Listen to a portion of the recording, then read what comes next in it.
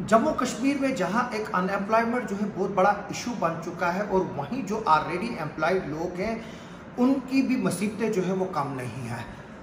काफ़ी जो लोग हैं, चाहे वो एचआर वर्कर्स हैं, चाहे एनवाईसीज हैं, चाहे सीआईसी ऑपरेटर्स हैं, चाहे नरेगा एम्प्लॉयज़ हैं, चाहे नरेगा के टेक्निकल असिस्टेंट्स हैं, हर कोई जो है वो रेगुलराइज होना चाहता है। और काफ़ी देर से गवर्नमेंट ने जो है वो इनको प्रॉमिस किया है कि हम आपको रेगुलराइज करेंगे, लेकिन अभी तक जो है वो रेगुलराइज कोई भी नहीं हुआ है। काफ़ी कमेटियाँ बन चुकी हैं, हर नए दिन जो है वो ऑर्डर निकलता है कि एक कमेटी फ्रेम की गई है जो कि इन रेगुलराइजेशन को देखेगी। और आज हमारे साथ बात करने के लिए है आसिफ अली भट्ट साहब। तो ये जो है वो एनवाईसी के प्रेसिडेंट हैं, स्टेट प्रेसिडेंट है। और एनवाईसी भी एक ऐसा इशू है, इसमें काफ़ी पढ़े लिखे लोग हैं और बदकिस्मती की बात यह है कि सिर्फ ये लोग जो है 2500 पर जो है वो काम कर रहे हैं डिफरेंट महकमों में, लेकिन इनका जो प्राइम डिपार्टमेंट है वो यूथ सर्विसेज एंड स्पोर्ट्स है। आइए हम आसिफ जी से बात करेंगे और उनसे पूछेंगे कि ये पूरा मामला क्या है। हालांकि मेरे को पता है पूरा क्या मामला है, लेकिन हम इन्हीं के ज़बानी जो है वो जानेंगे।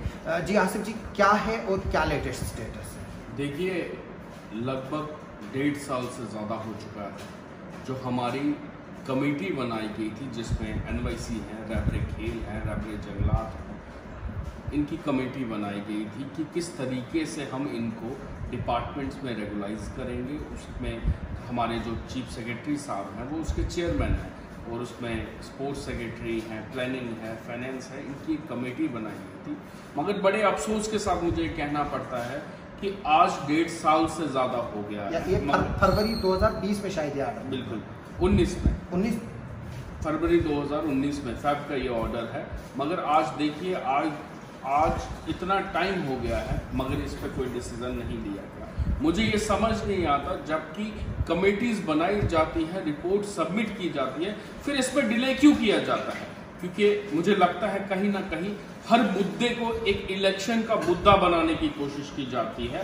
तो मुझे लगता है हर चीज़ को इलेक्शन की तरफ नहीं ले जाना चाहिए, क्योंकि लोग इससे सफ़र करते हैं, परेशान होते हैं। हर चीज़ का एक टाइम बाउंड सोल्यूशन होना चाहिए। जब हम लोग गवर्नमेंट में सर्व कर रहे हैं, आप देखते हैं जैसे दिन रात हर डिपार्टमेंट में हमारे लोग हैं जो दिन रात अपनी जानों की परवाह ना करते हुए कोविड में भी किस तरीके से अपनी ड्यूटीज़ को अंजाम दे रहे थे, चाहे उसमें क्वारंटीन सेंटर्स में है, चाहे हॉस्पिटल्स में है, चाहे एजुकेशन में, हर जगह काम किया है। मगर बड़ी बदकिस्मती है कि कमेटीज़ की रिपोर्ट भी सबमिट होने के बाद भी आज तक डिसीजन नहीं लिया गया। तो मैं यही कहना चाहूँगा आपके चैनल के माध्यम से गवर्नमेंट से कि इसको हम बार बार कह रहे हैं कि इलेक्शन का मुद्दा ना बनने दिया जाए और ना हम बनने देंगे। ये हम क्लियर करना चाहते हैं, क्योंकि ये हमारी जिंदगियों का मसला है। अब ये नहीं होगी तो हम ब्यूरोक्रेसी लेवल पे भी ये कहना चाहते हैं कि आप इसको टाइम बाउंड मैनर पे इसका हल करें, क्योंकि हम जब तक वेट कर सकते थे हमने वेट किया, मगर हम किसी भी कीमत पे अब इस पे डिले बर्दाश्त नहीं करेंगे। ये जो जंग है ये काफ़ी देर पहले शुरू हुई है।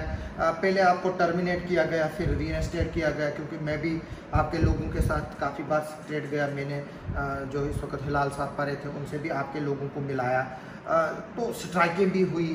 तो अल्टीमेटली पेज कहाँ आ रहा है? आप कह रहे हैं कि इसको पॉलिटिकल मुद्दा बनाया जा रहा है, लेकिन यहाँ पर इस वक्त तो पूरा ब्यूरोक्रेटिक राज है, क्योंकि पॉलिटिक्स से भी स्टेटमेंट आता है। जैसे फारूकुल्लाह ने कुछ दिनों पहले जो है वो वार्न किया था ब्यूरोक्रेट्स को कि जब हमारी सरकार आएगी फिर एक एक से हिसाब लिया जाएगा। तो अब प्रॉब्लम कहाँ पर है? एनसी दौर में भी आपको प्रॉमिस किया गया, फिर कांग्रेस दौर आया उसमें भी प्रॉमिस किया गया, क्योंकि आरएस चीफ साहब जो थे वो कांग्रेस एनसी गवर्नमेंट के वक्त मिनिस्टर थे। फिर आपको टर्मिनेट किया गया, फिर आपको और वापस लाया गया, फिर पीडीपी बीजेपी की गवर्नमेंट आई, पहले मुफ्ती साहब थे, फिर महबूबा जी थी, अब जो है वो गवर्नर रूल भी जो है यहाँ पर 3 साल से है। तो जो ये कमेटी बनी है जिसके चीफ सेक्रेटरी हेड थे, तो बोल क्या रहे हैं? आप जब इनके पास जा रहे हैं तो जवाब क्या आ रहा है? देखिए, सबसे पहले मैं आपको क्लियर कर दूं, बेशक 2012 के बाद हमारा कैबिनेट ऑर्डर किया गया था और इसी गवर्नमेंट की तरफ से हमें कहा गया था। पिछली गवर्नमेंट ने जो हमारा कैबिनेट ऑर्डर किया था 2014 में, इन्होंने कहा कि इसमें आपके लिए बेटर नहीं है, हम आपके लिए बेटर करेंगे। उसमें हमें टाइम लगा। इन्होंने हमारा जैसे बायोमेट्रिक्स की उसके बाद वेरीफाई किया क्या हम ट्रांसपेरेंट तरीके से लगे थे या नहीं लगे थे। तो गवर्नमेंट को भी जब ये पता चला कि ये एक प्रॉपर रिक्रूटमेंट प्रोसेस से लगे हैं जिसमें डीसी साहब चेयरमैन थे, उसके बाद ही इन्होंने हमारी रीजॉइनिंग की। मगर मैं आपको बताता चलूं उस टाइम पे भी हमारे लोग थे जो डिपार्टमेंट्स में काम कर रहे थे। बेशक आपकी बात सही है, जो भी गवर्नमेंट आती है वो एक एश्योरेंस पे चलती है, जो रूलिंग पे होती है अपोजिशन उसको फेवर करती है, मगर जब वो रूलिंग में आती है तो वो भी थोड़ा सा पीछे होके खाली डिले टैक्टिक्स का यूज किया जाता है ताकि जो भी मुद्दे हैं उनको इलेक्शन का मुद्दा बनाया जाए। तो मैं ये कहना चाहता हूं कि ब्यूरोक्रेसी को ये समझना चाहिए कि ये लोगों की जिंदगियों का सवाल है, इसको डिले नहीं करना चाहिए। आप देखिए, हम नहीं चाहते हर मसला रोड पे उतर के ही हल हो, कि एक ऐसा कल्चर बन जाए कि आप कोई भी मुद्दा अगर जेन्युइन मुद्दा उठाते हैं तो उसको रोडों पे ही उठाया जाए। तो हम ये कहना चाहते हैं कि अगर दो हमारी कमेटियां बनी, एक पहले डायरेक्टर साहब के जिसमें चेयर कर रहे थे, जब उसकी रिपोर्ट आई जिसमें हमारे जो पिछले डायरेक्टर हाँ जी उससे पहले हाँ जी तो उसके बाद हमारे जो डायरेक्टर कोर्ट साहब थे उन्होंने भी ये बताया कि एनवाईसी एक अलग कैटेगरी है, ये प्रॉपर रिक्रूटमेंट प्रोसेस से लगी है।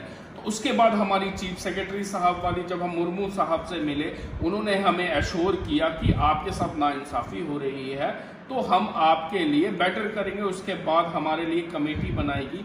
मगर आज 1.5 साल से ज्यादा हो गया है। आपको सेना साहब का दौर है, इनसे भी आप मिले? हमने बहुत कोशिश की अपॉइंटमेंट, मगर अभी तक हमें अपॉइंटमेंट मगर हमने अपनी रिप्रेजेंटेशन टाइमली उनके पास पहुंचाते रहे हैं, हमें एश्योरेंस मिलती रही है। मगर हम ये अब ये कहना चाहते हैं कि अब ये एश्योरेंस का सिलसिला बंद होना चाहिए। अब गवर्नमेंट को प्रैक्टिकल डिसीजन लेना चाहिए या आपको निकाल दें यार। बिल्कुल, हम ये कहते हैं कि अगर आपने हमें एश्योर किया है तो गवर्नमेंट अपना स्टैंड क्लियर करे।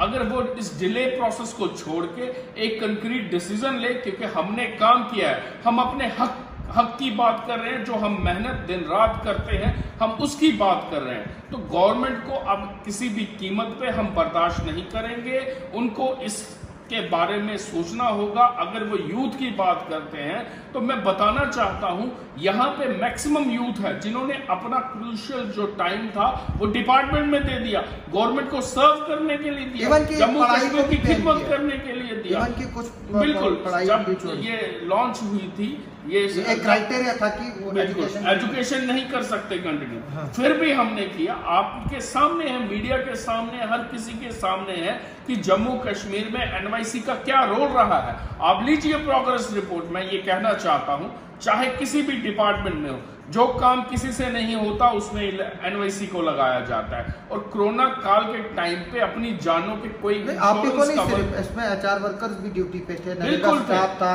सारे हर किसी ने, हम हर किसी की बात करते हैं। एनएचएम जो है वो मैं भूल गया, क्योंकि एनएचएम के भी काफी इशू है, उनको भी रेगुलराइज नहीं किया जा रहा है, उनकी सैलरीज जो है वो एट पार नहीं है। मैं जानना चाहूंगा कि कुल कितनी स्ट्रेंथ है आपकी। और इसमें एक बहुत बड़ा इशू आता है क्योंकि 370 और 35A हटने से पहले जो है, और यहाँ पर जब 370 था तो ये बताया जा रहा था कि जेल की जो स्टेट है उसमें नाइंसाफ़ी होती है, तो 370 हटने के बाद जो है वो इंसाफ होगा और सेंटर के लॉज जो है वो यहाँ पर डायरेक्टली एप्लीकेबल होंगे। तो आपको 2500 तनख्वाह दी जाती है, तो वो तो मिनिमम वेजेस एक्ट में भी नहीं आता है, तो वो तो उससे भी कम है। तो क्या कभी आप इसको लेकर कहीं कोर्ट में कहीं की जगह गए कि हमें मिनिमम वेजेस के बारे में जो है वो कम से कम सैलरी दी जाए? और मुझे ये बता दीजिए कि आप लोगों को बताइए कि टोटल स्ट्रेंथ कितनी है? हम लगभग 6000 लोग हैं जो एनवाईसी हैं। तो रही बात आप कहते हैं मिनिमम वेज की, देखिए हर चीज़ का अपना क्राइटेरिया होता है। जब हमें 520 में रखा गया है उसमें गवर्नमेंट ने क्लियर किया है कि हम लेबर कैटेगरी नहीं है, क्योंकि अगर हम लेबर कैटेगरी होते तो उसमें हमें मिनिमम वेजेस दिया गया होता। मगर मैं आपको बताना चाहूंगा जो आप बात कर रहे हैं, बेशक वो एक इशू, चलो जब तक ये परमानेंट करते कम से कम तो वेज 2500 तो कोई है ही नहीं। हम इसीलिए बता दीजिए कि किस तरह से घर चले। हम इसीलिए एसपीओ को 6000 से 18000 हम इसीलिए डिमांड करते हैं। आपने हमारा जो मेन मुद्दा है, जिस मुद्दे को हम लेके चल रहे हैं, वो है कि हमारी जो सैलरी है वो इनहेंस होनी चाहिए और हमारा रेगुलराइजेशन का जो पैटर्न है वो चेंज होना चाहिए। अगर हम किसी पोस्ट पे हैं, बाकायदा पोस्ट वो हमारी मेंशन होनी चाहिए, और एक जो पैटर्न है हमारा, आप देखिए 520 का जो है, ये तो एक तरीके बदुआ मजदूरों का जो SRO बनाया गया है, जो हमें किसी भी कीमत पे कबूल नहीं तो है। क्या आप इसको लीगली चैलेंज किया अभी तक किसी ने? देखिए हम जैसे आज एक केट से कल एक बहुत बड़ा डिसीजन आया पटवारियों को लेकर। जो कुछ पटवारी है वो चाहते थे कि डिविजनल लेवल पर जो है वो प्रमोशन हो जाए, उसको पूरा डिवीजन को एक लिया जाए, लेकिन जो पटवारी से कुछ उन्होंने, जिसमें हमारे किश्तवाड़ से हैं, उन्होंने केस किया कि जो पटवारी है वो डिस्ट्रिक्ट पोस्ट है, इसलिए डिस्ट्रिक्ट को ही क्राइटेरिया बनाकर चलना चाहिए। जो गवर्नमेंट का एक्ट है उसको सही करार दिया जो 2010 का था। तो आप अगर 520 जो है वो आपको एंटी एम्प्लॉइज लगता है और अपना एंटी लगता है, तो आज तक आप क्यों नहीं उसको चैलेंज कर रहे? देखिए, या आप ही नहीं, सिर्फ बाकी भी जो, देखिए हर किसी का अपना अपना ओपिनियन होता है। ये हमें लगता है, हम इस चीज को मानते हैं कि हमें 520 सूट नहीं करता।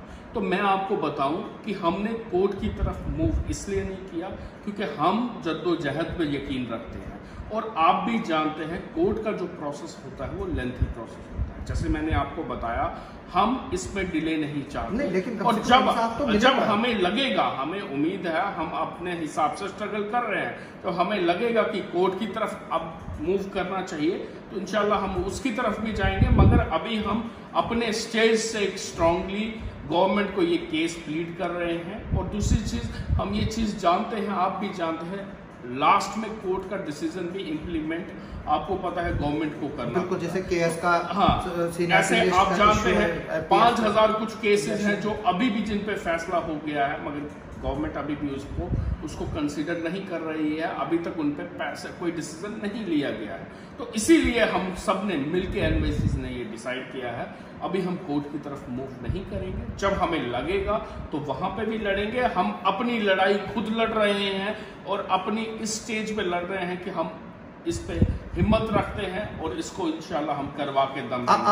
आपकी क्या अपील रहेगी गवर्नमेंट से, और जो बाकी आपकी तरह ही है, क्योंकि इस वक्त जो है वह एनवाईसी अपनी तरह लड़ रहे हैं, जो HR वर्कर्स है वो अपनी तरफ से लड़ रहे हैं, नरेगा वाले अपने हिसाब से लड़ रहे हैं, और NHM अपने हिसाब से लड़ रहे हैं। मेरा कहने का मतलब ये है कि आप लोग एक प्लेटफॉर्म पर क्यों नहीं हो, जबकि इश्यूज जो है वो सेम है। देखिए, मैं आपको बताऊं, हर किसी का अपना अपना इशू है, और अपने लेकिन इशू तो एक ही है ना, अपने हिसाब से, मैं वही बात पे आ रहा हूँ, अपने हिसाब से उसको प्लीड कर रहा है। मगर हम ये मानते हैं हर किसी का मसला जेन्युइन होता है, वो तभी रोडों पे आता है। तो गवर्नमेंट को चाहिए सबको कंसीडर करके, अगर यहाँ 370 रातों रात हट सकता है, उसके बाद यूटी से स्टेट से यूटी बन सकती है, तो ये इतने बड़े मसले नहीं हैं जो हल नहीं हो सकते। अगर गवर्नमेंट इन पे कमेटियां बना सकती है, प्रपोजल बना सकती है, यहाँ मुझे लगता है पैसों की कोई कमी नहीं है। जिस तरीके से हम देखते हैं सारा सिस्टम चल रहा है, मगर किसी न किसी तरीके से, जो मैंने आपको बोला, हर मुद्दे को इलेक्शन का मुद्दा बनाने की कोशिश की जाती है, जिसकी वजह से ये डिले होता है। तो हम आपके चैनल के माध्यम से यही अपील करना चाहते हैं लेफ्टिनेंट गवर्नर साहब से, चीफ सेक्रेटरी साहब से, कि इसमें आप जल्दी से जल्दी डिसीजन लिया जाए और लोगों को रिलीफ दी जाए। जितना भी यूथ है, ये यूथ काम करना चाहता है, अपने जम्मू कश्मीर के, इंडिया के लिए मेहनत करना चाहता है और लोगों की खिदमत करना चाहता है। अगर आपने उनको मौका दिया है, आप इनसे काम ले रहे हो, तो ये आपका फर्ज बनता है इनके बारे में भी सोचना और इनकी फैमिली के बारे में सोचना, क्योंकि यही यहाँ का भविष्य है, यही फ्यूचर है जम्मू कश्मीर का। आज हमारे साथ ये हो रहा है, तो आप क्या उम्मीद रखेंगे जिनके पास अभी जॉब नहीं है, उनके साथ क्या होगा? हम इस पे यकीन रखते हैं, यूज एंड थ्रो पॉलिसी नहीं होनी चाहिए, सबका फ्यूचर सिक्योर होना चाहिए। इसीलिए हम यही अपील करेंगे, जल्दी से जल्दी हमारे फेवर में कोई ना कोई डिसीजन। ये थे आसिफ साहब, जो कि स्टेट प्रेसिडेंट है NYC के। इनका साफ कहना है कि गवर्नमेंट को जो है इनको यूज एंड थ्रो जो है वो ऐसे इस्तेमाल नहीं करना चाहिए। इनकी जो डिमांड है उनको जो है पूरा करना चाहिए, जो रेगुलराइजेशन का प्रोसेस है उसको तेज़ करना चाहिए। मेरी जो है वो गवर्नमेंट से रिक्वेस्ट है कि जो बाकी लोग भी है, क्योंकि जो इस वक्त यहाँ पर जो है मौजूद नहीं है, जिनमें HR वर्कर्स है, NYC के अलावा नरेगा का स्टाफ है, NHF के स्टाफ है, जो भी इनकी डिमांड्स है, रेगुलराइजेशन की प्रॉब्लम्स जो है, जो इसमें जो है वो नेको का स्टाफ है, नेशनल एड्स कंट्रोल सोसाइटी जो है, जो बहुत अच्छा काम कर रही है जम्मू कश्मीर में, उसके जो लीडर्स हैं उनकी भी मेरे बात होती है कि उनके भी इश्यूज़ जो है वो पड़े हुए हैं, उनको भी जो है वो रेगुलराइज और जो सेंटर पे का जो है उनको बेनिफिट मिलना चाहिए वो नहीं मिल रहा है। और मेरी रिक्वेस्ट है गवर्नमेंट से, जब तक आप इनको रेगुलराइज करेंगे तब तक कम से कम इनकी जो सैलरीज है वो at par with minimum wages act जो है वो लाई जाए। जिस तरह से गवर्नमेंट ने SPOs की तनख्वाह 6,000 से 18,000 की, वैसे ही इनके पे को भी तब तक जो है वो इन्हांस करने की ज़रूरत है, जब तक गवर्नमेंट जो है वो कोई फाइनल डिसीजन जो है वो ले। आप सबका सुनने के लिए बहुत बहुत शुक्रिया। आप मेरे YouTube चैनल को सब्सक्राइब कीजिए, बेल आइकन दबाएं ताकि मेरे लेटेस्ट वीडियोस जो है वो आप तक पहुंच सके। आप सबका बहुत बहुत शुक्रिया। शुक्रिया आसिफ साहब।